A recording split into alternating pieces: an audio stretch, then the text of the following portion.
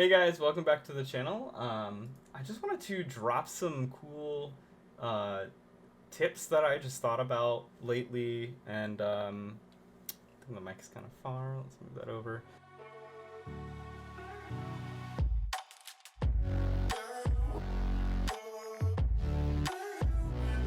Yeah, so I just wanted to talk about some tips, um, and so I'm just gonna jump into it. So tip number one: make sure your client feels comfortable in while you're photographing them. When you take a photo that doesn't really turn out, maybe because of the pose or location, don't make your client feel awkward about the photo. Just take a few more shots and kind of move on from it, but do it in a way that makes them feel comfortable and uh, kind of like fake it till you make it kind of vibe.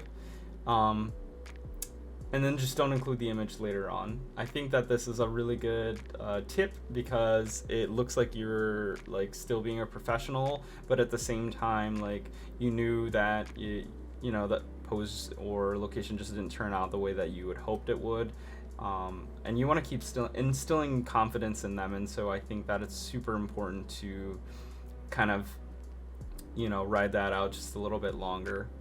Tip number two: always pack snacks. You never know when you're going to be hungry and you need energy to focus on taking pictures. Tip number three: always pack backup gear, even if it's gear that isn't as good as the previous gear that you normally use. This is just good in case anything happens.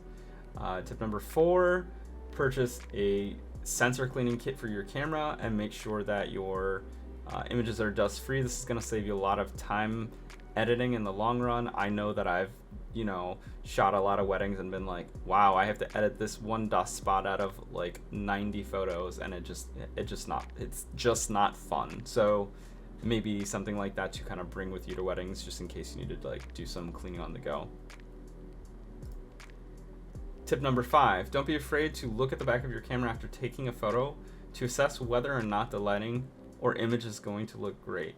If you photograph an image that didn't come out, just go ahead and don't be afraid to retake that image. Tell your client, let's go back to that pose. It didn't come out quite as I liked it. And I know that it's not as instilling for confidence, but you want to go ahead and get that shot at the end of the day. So you got to make sure you do that. Tip number six: prepare poses, or rather go to poses for your clients to fall back on, just in case you're having an off day creatively and you need to jump into some poses quickly to show them that you're still in control of the session and that you know what you're doing.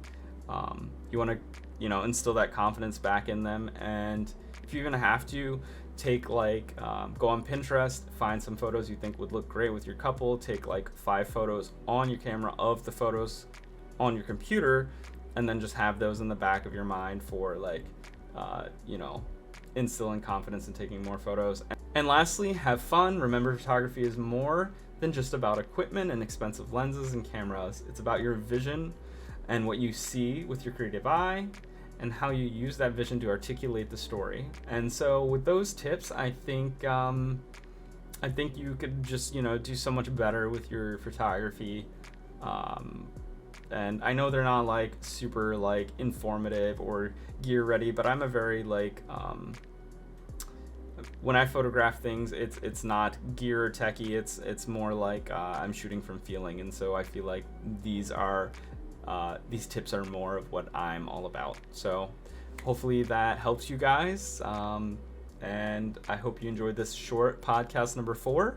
I'm Jarrett, and this is Shadow and Light.